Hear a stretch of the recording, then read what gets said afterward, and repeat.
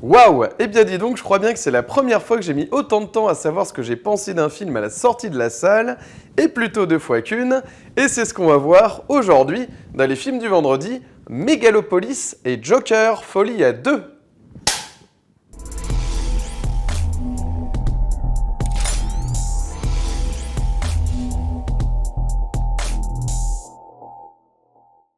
Salut à tous et bienvenue dans les films du vendredi. Aujourd'hui, je vais revenir sur deux films. Le premier, Megalopolis de Francis Ford Coppola, qui avait fait beaucoup jaser lors du dernier festival de Cannes et qui était attendu au tournant lors de sa sortie officielle dans les salles de cinéma, bien entendu. On va voir ce qu'il en est.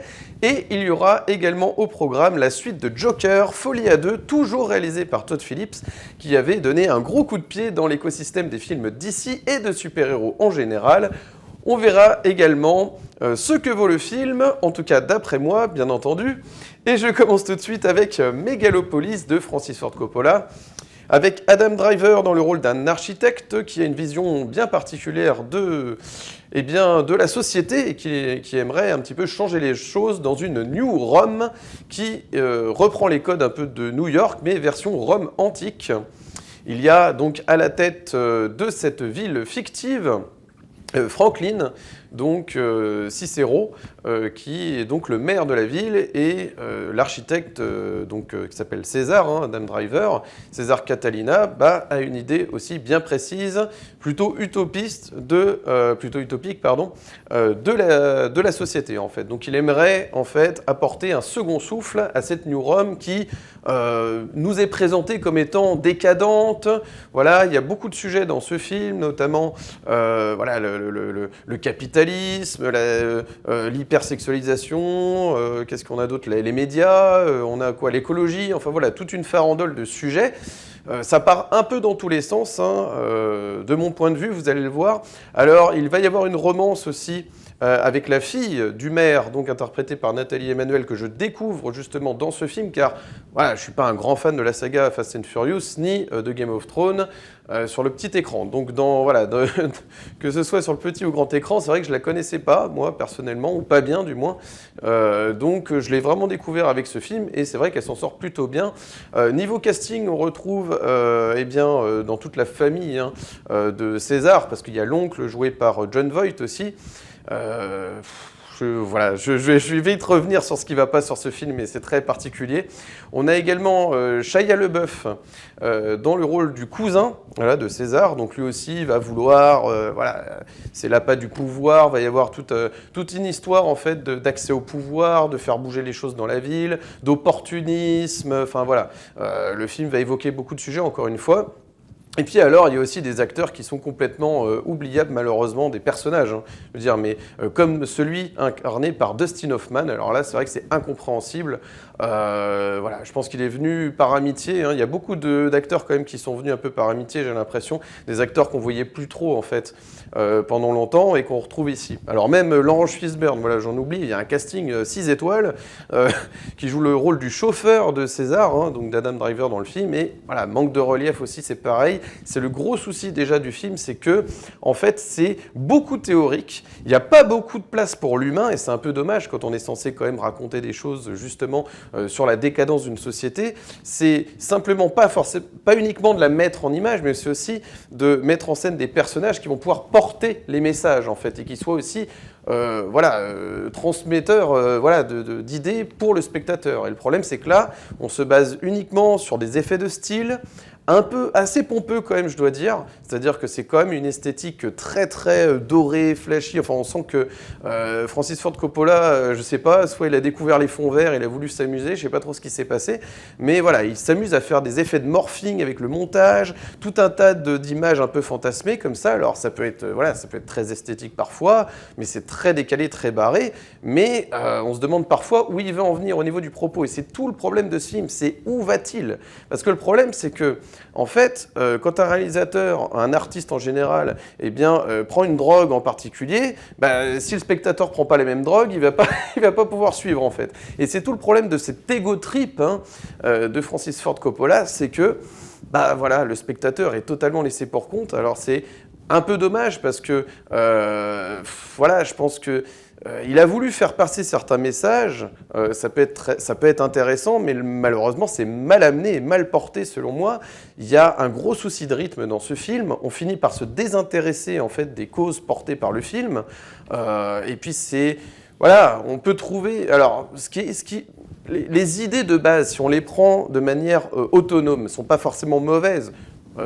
Voilà, cette idée de New Rome, hein, c'est-à-dire que nous faire comprendre que finalement la société, eh bien les travers de la société en fait, eh bien changent simplement de forme, mais ils sont toujours là en fait, hein, au fil des âges.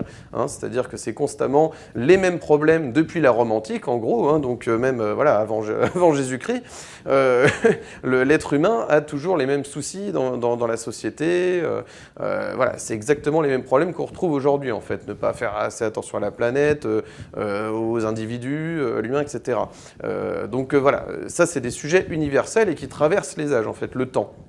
Alors c'est vrai qu'il y a une notion un peu spéciale du temps, j'ai pas bien compris, hein, dites-moi si vous avez compris un peu de votre côté, hein, ça m'intéresserait dans les commentaires, mais cette histoire d'arrêt du temps, qui est donc le pouvoir que cet architecte, hein, César, interprété par Adam Driver, possède en lui. Hein, c'est ce pouvoir, hein, le film commence quasiment comme ça, où il montre sa capacité d'arrêter le temps. J'ai pas bien compris à quoi ça servait, si ce n'est à être une sorte d'allégorie d'une sorte de temps linéaire, en fait, qui serait une espèce de fardeau au fil des âges de toute l'histoire de l'humanité. Mais cette allégorie ne sert pas à grand-chose au niveau de la diégèse, hein, c'est-à-dire au niveau de l'action dans le film. C'est-à-dire, je vois pas en quoi ce pouvoir sert à quelque chose dans l'action, en fait, hein, de ce film, en fait, dans l'intrigue du film. Par rapport à l'intrigue du film, je vois pas à quoi ça sert. Voilà. Donc je pense qu'il a, c'est un espèce de pot-pourri, de mélange abracadabrant en fait de plein d'idées qui ont un peu ni queue ni tête en fait, et c'est un peu tout le souci de ce film. Ça part un peu dans tous les sens, et c'est dommage en fait parce que si ça se trouve, il y avait peut-être des choses à en tirer, il y a des images qui peuvent rester parfois en tête, mais on se demande à quoi bon en fait. Hein. On a l'impression un peu, il y a un côté un peu prétentieux, je trouve quand même dans ce film, c'est-à-dire que le cinéaste se sent vraiment... il y a tellement une prétention énorme. Je pense que lui s'adore, en fait. C'est vraiment ça, hein, cet ego trip hein, quasi narcissique, hein, vraiment, où il se regarde vraiment filmé, en fait. C'est un peu le souci. C'est-à-dire que même à l'image du prénom du personnage, du personnage mystère, pardon, à la fin du film, je ne vais pas en révéler plus, mais va y avoir, en tout cas, même un personnage qui va porter son nom. Et l'ego trip va très loin, en fait, à ce niveau-là. Donc voilà, je trouve que c'est dommage. Alors, il y a une romance, qui... Vous savez, c'est toujours pareil, hein, quand on en vient à s'accrocher à l'intrigue amoureuse dans le film, c'est qu'il ne reste plus grand-chose derrière. Et c'est tout le problème de ce film, en fait. C'est que les sous-intrigues, elles ne sont pas assez fortes. Alors, Shia LaBeouf, par contre, est plutôt à sauver dans les personnages secondaires. Je trouve qu'en tout cas, il a plutôt une bonne présence. Il a de quoi manger, en fait, hein, au niveau présence à l'image. Tandis qu'il y en a, voilà, il y a plein d'acteurs, par contre, leurs personnages, c'est vraiment... on sent que c'était pour rajouter Coppola dans leur CV, quoi. Et c'est un peu dommage. C'est un peu dommage. Alors, n'importe qui ferait la même chose, hein, bien sûr. Soyons honnêtes. Hein. Mais c'est vrai que c'est un peu dommage, du coup, de passer par la case Coppola et derrière, que ce soit juste un peu pour ajouter ça uniquement sur le CV. Alors, je pense que Coppola a voulu bien s'entourer, hein, bien pour son projet, hein, qui met en chantier, en tout cas qu'il espère mettre en chantier depuis les années 80. Hein. Il en parlait, je sais, ouais, c'est vraiment dans ses tout premiers films, il parlait déjà de cette histoire de Mégalopolis. Donc voilà, il l'a fait. À quoi bon? On finit par se demander véritablement si ce film testament, hein, comme on pourrait l'appeler, a véritablement un intérêt de manière autonome. C'est-à-dire que je pense que pour les fans hardcore en fait, de Coppola, ils verront certains liens comme la notion du temps, notamment, qui balaye un peu la plupart de ses films. Hein. Voilà, il y a des choses, en fait, des thématiques qui vont évoquer d'anciens films de Coppola pour les plus initiés en fait. Je tiens à préciser, voilà, parce que si vous vous contentez d'avoir vu la trilogie du Parrain et Apocalypse Now, c'est pas forcément suffisant. Vous voyez, il y a peut-être des choses à creuser sur ces films plus récents, peut-être aussi sur Conversation secrète, j'en sais rien. Enfin voilà, il faut être assez initié. Voilà, moi je suis pas totalement hermétique. Je considère que Coppola a laissé une trace dans l'histoire du cinéma, c'est évident. Par contre, c'est vrai que par rapport à l'ensemble des films qu'il a fait, il y a quand même beaucoup de films. Et finalement, on retient que 3-4 d'entre eux. Et c'est un petit peu dommage. C'est vrai que, voilà, en termes de filmographie, moi, je trouve, voilà, j'étais toujours plus sensible dans l'écosystème du nouvel Hollywood, qui va de 67 en gros à 82, pour être précis. J'ai toujours été plus fasciné, mais ça, c'est personnel, je tiens à le dire. C'est une sensibilité personnelle pour le cinéma de Brian De Palma, par exemple. Voilà, je tiens à préciser qu'il y avait, vous vous souvenez, il y avait Martin Scorsese, Steven Spielberg. Il y avait George Lucas aussi, Brian De Palma et Francis Ford Coppola qui faisaient partie des grandes stars du nouvel Hollywood de la fin des années 60 au début des années 80. Donc ils ont apporté énormément tous ces cinéastes-là, mais c'est vrai que, au même titre que De Palma, sur les De Palma récents, c'était très compliqué. Je dis pas que De Palma a des meilleurs films récents, attention, comprenez-moi bien, mais c'est juste que c'est vrai que de manière générale, j'ai une sensibilité un peu plus forte pour le cinéma de De Palma. Voilà, bon, je ferme la parenthèse. Toujours est-il que, voilà, pour les plus initiés, vous verrez certainement ces thématiques. Après, de là à se dire que ce film va laisser une trace, parce que ce film joue beaucoup là-dessus, sur sa promotion, c'est-à-dire, vous verrez, vous savez pas trop ce que vous avez vu, mais dans 40 ans, ce film va être rehaussé.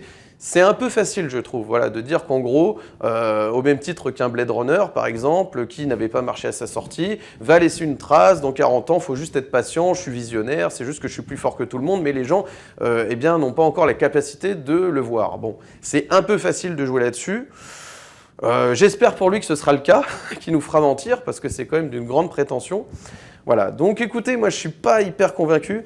Quand je vois en plus tout ce que construit le film sur cette histoire de New Rome qui va devenir mégalopolis, et donc quand on voit in fine ce que va devenir la ville, tu te dis finalement tout ça pour ça, ouais, en quoi ça révolutionne notre société.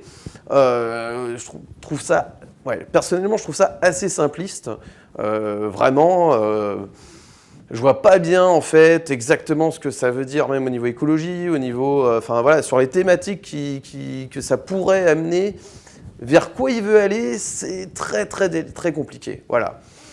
Donc, on finit, encore une fois, par se désintéresser de tout ce qu'on nous montre à l'écran. Ça devient une espèce de farandole de tout et n'importe quoi, un peu comme si une IA nous avait finalement pondu un scénario comme ça, de manière totalement aléatoire. Et aussi, je dois dire que même au niveau esthétique, oui, c'est flashy, c'est doré, etc., mais au même titre qu'une publicité pour un parfum. Voilà. Donc, et même je crois que c'est un grand couturier, c'est ça, Tom Ford avait fait un film Nocturnal Animals, pourtant c'est pas un cinéaste de base, et il arrive à faire quelque chose d'intéressant, vous voyez. Donc comme quoi, voilà, lui il faisait des séquences oniriques, mais avec finalement beaucoup plus minimaliste, et ça racontait plus de choses, alors que le type n'est pas un cinéaste, vous voyez. Donc ça pose la question de savoir si finalement, voilà, grand cinéaste, ok, mais c'est pas pour autant que les choses vont forcément être mieux faites qu'un autre qui n'aurait pas forcément un CV cinéphilique aussi fort. Voilà. Donc bon, c'est un peu curieux.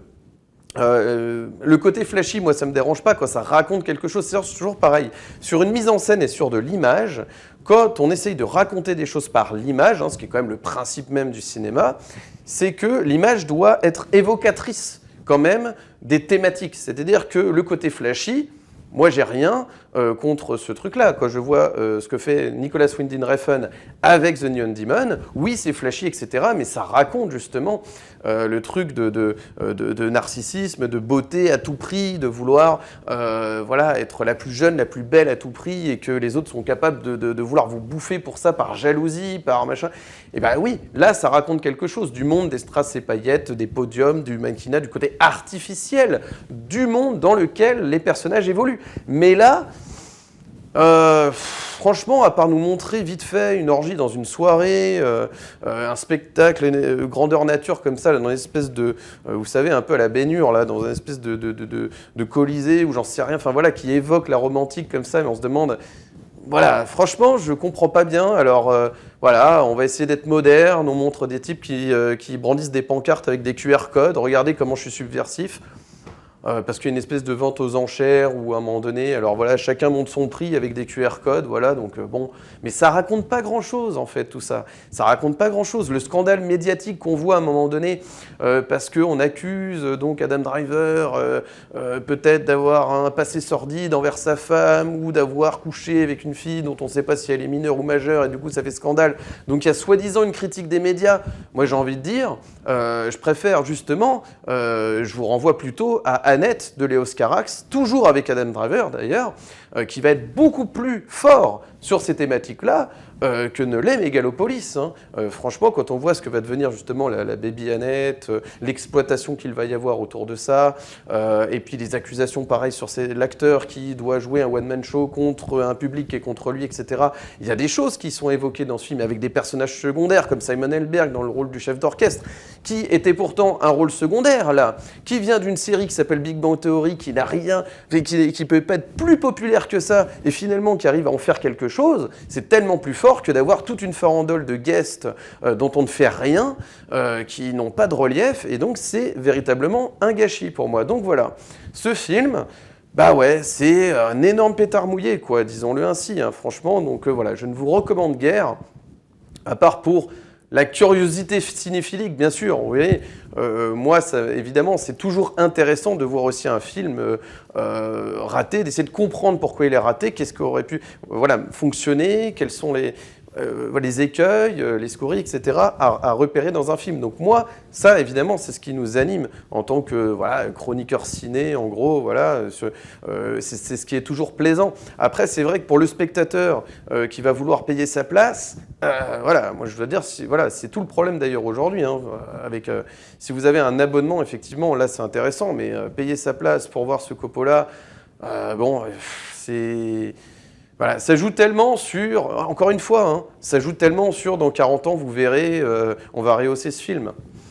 J'en doute fort, j'en doute fort. Voilà, donc écoutez, franchement, c'est pas grave si vous passez à côté. Vous dites pas, oh mon Dieu, j'ai loupé le dernier Coppola, il va se faire rare et peut-être qu'il va bientôt disparaître, il faut absolument que je voie son film Somme, en gros. Non, c'est pas forcément la bonne solution, voilà, donc...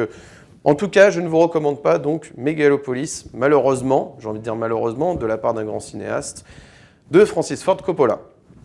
Et je vais passer du coup directement avec le second film du jour qui est Joker, Folie à deux, qui est le même titre d'ailleurs hein, dans le titre original, hein, Folie à deux, de Todd Phillips, qui nous revient donc 5 ans plus tard, hein, c'était en 2019, rappelez-vous la claque, je vous remets le lien hein, sur ma vidéo, mais vraiment voilà, j'avais dit Hollywood est sauvé, mais vraiment c'était ça quoi, j'étais content de voir que avec toute cette frénésie super-héroïque au cinéma, on arrivait à faire des films beaucoup plus réalistes, proches de l'acteur, qui fassent transpirer l'acteur sur un personnage qui vient pourtant d'une BD, qui doit normalement en général dans l'univers des comics, s'il n'y a pas une bagarre toutes les 3 secondes ou s'il n'y a pas un affrontement ou machin, avec un montage très frénétique, les spectateurs décrochaient. Et là, c'était le contre-pied total. On s'intéressait véritablement à la psychologie de ce psychopathe qui est Arthur Fleck, donc alias le Joker. Et donc c'était une franche réussite, franchement. J'avais pris une claque monumentale et je pense que ça a été le cas de beaucoup d'entre vous, j'imagine, au cinéma. Voilà. Alors, évidemment, quelle hype à l'idée de voir une suite, même si on peut craindre, effectivement. Hein, c'est toujours pareil avec la suite, surtout en venant d'un chef-d'œuvre. Hein, je considère Joker comme un chef-d'œuvre. On peut toujours craindre le pire avec une suite. D'autant qu'ici, on nous l'avait vendu comme, en fait, plutôt une comédie musicale qu'autre chose, plus qu'un une véritable, film psychologique, thriller, enfin, vous voyez le genre, quoi. Voilà, c'était un peu en dehors de ce que proposait justement le premier film. Hein, c'était à contre-pied, justement. Et puis, donc, on découvre que cette fois-ci, eh bien, on va plutôt être dans un quasi huis clos, hein, fini donc un peu toutes ces histoires de Arthur Fleck qui se fait chahuter dans la rue, qui va vouloir se venger, qui va égorger plein de types, etc. Là, la violence est assez contenue. Nous retrouvons Arthur Fleck donc dans les couloirs de l'hôpital psychiatrique donc d'Arkham, qui est à la fois un asile et une prison, en fait, hein, c'est un peu hybride, et on le voit donc torturé un peu hein, par le personnel de la prison, notamment par Brendan Gleeson, hein, cet acteur franchement qui est très bon dans le rôle, hein, je dois dire, il n'y a aucun souci là-dessus. Et donc on a un long plan séquence, comme ça commence le film. Alors, il y a une séquence d'ouverture dont je vais parler, hein, bien sûr, la séquence en animation, mais on est dans les premières images, en fait, en prise de vue réelle, on est dans les couloirs, en fait, à suivre le Joker pendant longtemps comme ça. Bon, c'est un point de vue, hein, il est de dos, etc. Et voilà, on attend. Le problème des plans séquences, c'est qu'on attend qu'il se passe quelque chose de fou à la fin du plan séquence, et c'est pas toujours le cas. C'est pour ça qu'il y a quelques longueurs et des problèmes de rythme, j'y viendrai. Donc, Arthur Fleck, dans son quotidien, prend des pilules, voilà, se fait maltraiter par le personnel d'Arkham, est dans sa cellule, etc. Et il attend finalement son procès qui va arriver, hein, son procès est face à lui. Il faut rappeler quand même qu'il a donc assassiné de sang-froid un animateur de télévision interprété par Robert De Niro dans le premier film, et quelques traders aussi, hein, de la Wayne Company, c'est ça, dans le premier film, hein, c'était dans le métro, enfin voilà, il y a eu plusieurs histoires, tous ceux en fait qui l'ont chahuté finalement se sont retrouvés morts, en gros, grosso modo, et donc il doit être jugé pour les crimes qu'il a fait dans Gotham, voilà. Et donc c'est tout ce qui va précéder en fait le procès, jusqu'au procès, hein, le film est un peu découpé comme ça, si on devrait le découper, mais avant justement l'arrivée de ce procès, on va l'autoriser à aller dans un groupe de thérapie par le chant, enfin voilà, et c'est là qu'il va rencontrer, hein, vraiment, c'est vraiment dans un couloir en 2-2, quoi, Lee Quinzel, donc, alias Harley Quinn, hein, pour ceux qui sont bien entendu fans de la saga Batman, interprété par Lady Gaga, et donc ça va être le coup de foudre comme ça, au détour d'un couloir. Déjà, bon, on peut trouver ça un peu curieux, mais il va y avoir un coup de foudre, voilà. Donc, effectivement, le film va jouer sur ce truc où Harley Quinn va être intéressée par le Joker et non par Arthur Fleck. Et tout le film va se baser là-dessus, en fait. C'est-à-dire que dans l'ouverture du film, déjà, on vous explique, avec cette séquence en animation qui rappelle vraiment les grandes heures de la Warner, justement, sur des cartoons, réalisés d'ailleurs par Sylvain Chomet, dont on doit d'ailleurs les triplettes de Belleville, donc un Français qui s'occupe de ça. Incroyable de savoir comment il s'est retrouvé sur ce projet-là, mais enfin, passons, incroyable. Donc cette intro en animation déjà très réussie nous montre justement le Joker avec son double, hein, son ombre, et il va y avoir donc toute une histoire de chahutage en gros entre lui, de friction, de tension entre lui et son ombre en fait. Donc ça c'était plutôt réussi, et donc on comprend d'emblée avec cette introduction que ça va être le thème du film.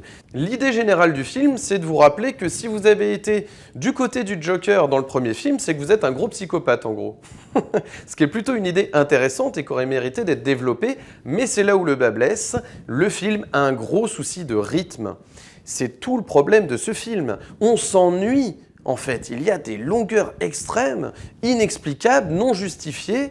Alors, je ne dis pas que le film n'a pas quelques plans intéressants qui sont évocateurs, intéressants, mais on répète souvent la même allégorie, c'est-à-dire que moi, une séquence que j'adore, que vous avez en plus vue dans les teasers, mais c'est vrai que c'est une très belle séquence, c'est le moment où Harley Quinn va dessiner au parloir, comme ça, sur la vitre, avec son rouge à lèvres, dessiner une bouche comme ça, rouge, et ça va être superposé avec la bouche du Joker à travers la vitre, et qui va sourire, et donc retrouver son visage. Donc il y a un calque un peu, ça joue sur l'effet de miroir entre Arthur Fleck et le Joker, hein, qui s'affrontent, hein, les deux personnages étant la même personne, dans le même corps, vont constamment se confronter. Ça va jouer énormément là-dessus, mais ça va être assez répétitif en fait. On va répéter la même idée beaucoup de fois.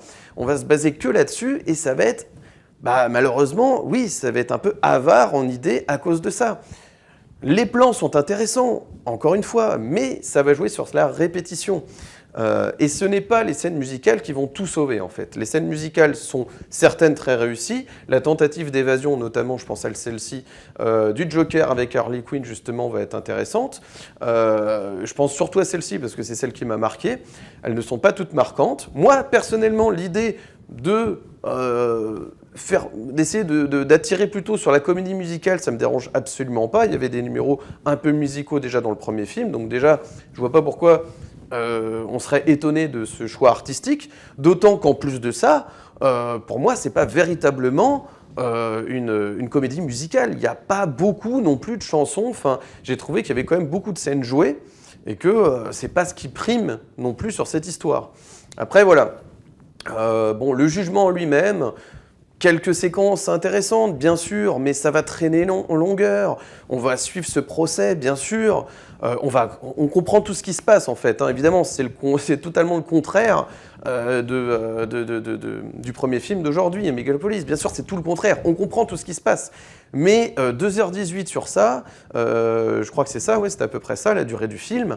Non, c'est vraiment... on sent les longueurs, Et on finit par se désintéresser, encore une fois, voilà, véritablement du sort du Joker. Ce qui est un peu, quand même, la base du truc, c'est de se dire de quel côté on est. Donc on va un peu osciller, bien sûr, parce qu'on va comprendre ses soucis personnels versus eh bien, ce que lui renvoie la société, comme le premier film, bien sûr. Et en même temps, voilà, c'est... Ce final qui va pas faire avancer grand-chose, je trouve pas la relation en fait aussi entre le Joker et Harley Quinn assez riche, assez torturée, assez crédible même, hein, j'ai envie de dire. C'est même terrible ce que je dis, parce que la base du truc, c'est quand même que la relation avec Harley Quinn soit crédible, parce que c'est ce qui va être finalement toute l'intrigue, les messages du film, l'évocation de tous les sujets en fait, sur la psychiatrie notamment, tout ça, vont être évoqués par l'image. Remarquablement par certains moments, hein, je ne dis pas. Il y a des séquences oniriques qui racontent certaines choses, voilà. Mais au niveau de l'intrigue, quand on se retrouve avec Harley Quinn, avec ce duo, eh bien on n'a pas assez un duo fort en fait comme ça à l'écran. C'est pas assez fort, cette romance limite. En plus, on y croit guère, elle est mal amenée en fait, elle est presque malmenée en fait par, je sais pas, peut-être la direction d'acteur, je sais pas, c'est très curieux. Lady Gaga elle est pas foncièrement mauvaise, attention, hein, elle est plutôt bonne même. Après c'est vrai qu'elle est énormément sauvée par les passages musicaux, parce que c'est quand même une chanteuse à la base, mais voilà, elle est plutôt crédible, il n'y a pas de souci. Par contre, je pense que le vrai souci, c'est pas son jeu, parce qu'on finit par se demander quel est son problème, en fait, à cette romance et à ce personnage. Mais c'est son écriture, c'est, je sais pas, peut-être qu'il manque du relief avec son passé, son background, pour qu'on s'attache davantage, je sais pas, il y a un truc qui fait qu'on est toujours un peu à distance, je trouve, de cette romance. On n'a pas envie, forcément, en tant que spectateur, de rejoindre ce duo. On est toujours un pied en avant, un pied à l'extérieur, en fait. On sait pas trop si on doit sauter les deux pieds joints dans cette aventure avec ce duo, ou véritablement si finalement on n'est pas toujours un peu quand même à distance. Voilà, donc c'est pas foncièrement mauvais. On retrouve l'image un peu, vous savez, clinique, enfin l'image un peu comme ça, médicale, hein, bien sûr, dans cet asile et tout, qu'on avait beaucoup apprécié, je pense, dans le premier film, hein, bien sûr, qui montrait aussi que, eh bien, on peut faire un film aussi de super vilain, avec des scènes très réalistes, violentes même, très violentes par moments, mais sans tout un tas d'explosions, sans toutes les bagarres, etc., qu'on a l'habitude de voir, effectivement, eh bien, dans la plupart des films d'ici, ou même chez Marvel, bien entendu. Donc, il y avait quelque chose de sombre, en fait, hein. On attribue souvent le terme sombre pour définir l'univers d'ici. Mais sombre par des situations réalistes, en fait, qui peut concerner n'importe qui. Parler de la maladie mentale, c'est quelque chose qui peut, rien que le sujet, en fait, peut évoquer tout de suite des choses complètement atroces, en fait, mais avec des séquences réalistes. Et c'est, encore une fois, ce que réussit quand même Todd Phillips, malgré tout, à conserver avec cette suite, mais c'est pas suffisant. C'est pas suffisant, à mon sens. Voilà, il n'y a pas grand-chose à se mettre sous la dent. On passe beaucoup de temps dans cet asile, ça avance pas beaucoup. C'est waouh. on rame un petit peu. Hein. On rame un petit peu à savoir véritablement ce qu'on va laisser comme séquence marquante dans ce film.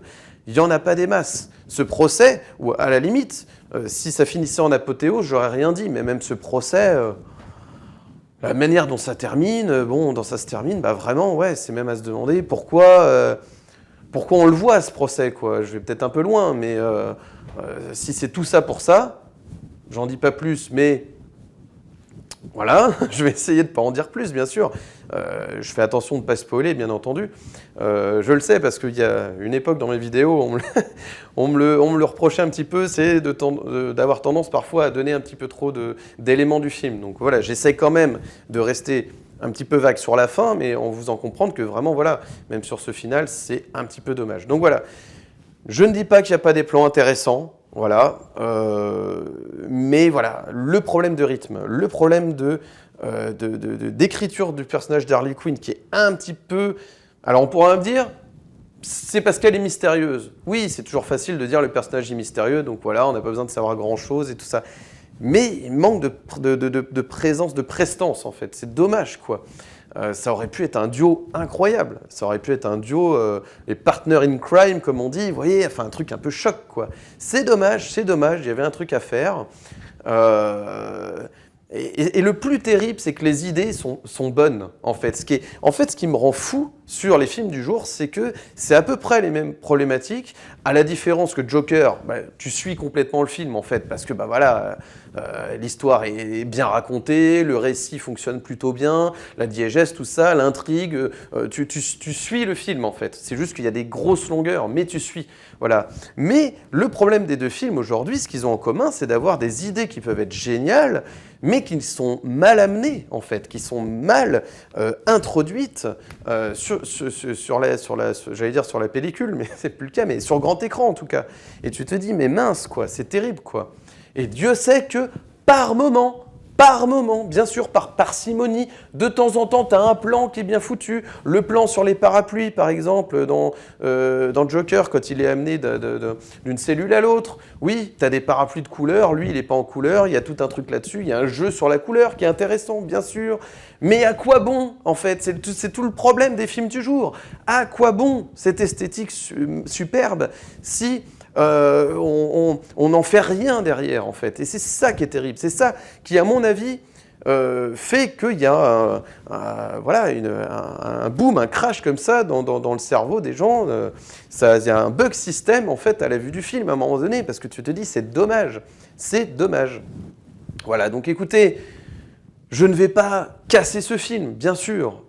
Si d'ailleurs je devais faire un choix entre les deux aujourd'hui, ce serait très clair, ce serait Joker, bien sûr.